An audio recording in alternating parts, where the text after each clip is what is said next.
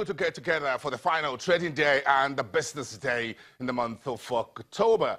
So we're now down to the final 60 days of 2017. Welcome everyone to Business Morning. Your business world starts right now here on Channels Television with Business Morning. I am Bosun Amafai with Nigeria's news leader here in Lagos. Welcome all of you. Let's get on with what we expect in some of the highlights of the next 60 days as we step into November in the next 24 hours. The final day, that's today, for the Buhari's administration to make good its promise to deliver Budget 2018 draft document to the National Assembly. Will that happen before the end of today's business day? We'll keep our eyes on Abuja. What we heard last week on Twitter was that the presidency or the executive will make good that promise to deliver Budget 2018 draft document to the National Assembly in October. And October begins to wrap up. It's 10 a.m. and we have a few more hours before the end of the day. Okay, let's keep that at the back of our mind. So we step into tomorrow, which is going to be the 1st of November. That's the first Federal Executive meeting. And that meeting will likely provide some hints on the performance and or the closure on Budget 2017. Last week, Wednesday, the FEC meeting approved the draft of the 2018 budget. If that is not presented today to the National Assembly, then we expect the FEC meeting tomorrow or the cabinet meeting to talk about the 2017 and perhaps why the 2018 budget was not presented today. You have the next 48 hours to wait on the government to make some statements regarding that. We're keeping our eye on that tomorrow as well. Then we have Thursday. That's the day everyone is waiting on the Lagos Federal High Court to decide. Hearings will be, of course, every parties will present their cases. Owando Nigeria is the one dragging the Securities and Exchange Commission and this Nigeria Stock Exchange to the Lagos Federal High Court over the plan by the Securities Commission to send independent forensic audit team into Owando to look into his books as well as place a price movement suspension on the company on the stock exchange. Those issues are in the news, and tomorrow is the D-Day. Sorry, I beg your pardon. Thursday, the 2nd of November. Then we have the final 60 days of 2017, the fresh $5.5 billion Eurobond.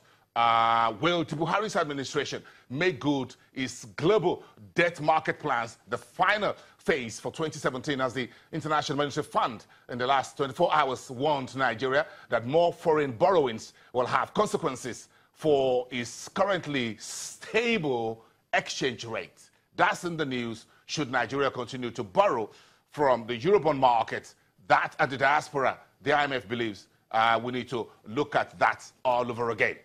Meantime, we're wrapping up the year and we have no update yet. So the question is, where is the Udoma's Budget and National Planning Ministry on the costs, the timelines, and the implementation committee of the Buhari's Economic Recovery and Growth Plan with the deadline of 2019? Where is this document? Where is the update on it?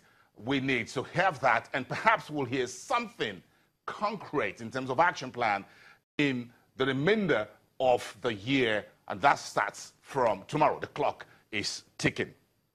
Then, of course, you have the final Monetary Policy Committee meeting of the Central Bank, November 20 and 21. We'll be live on that as well, as usual here on Channels Television. So we got about 3 weeks to hear what the Central Bank MPC will say. Do we have November meeting as the final countdown to interest rate haircut regime by this administration, what you call an accommodating or dovish monetary policy stance as far as headline interest rate is concerned? We'll read November's meeting and see if there's anything in there to signal that the financial regulator is ready to ease interest rate. And let's get back to the story.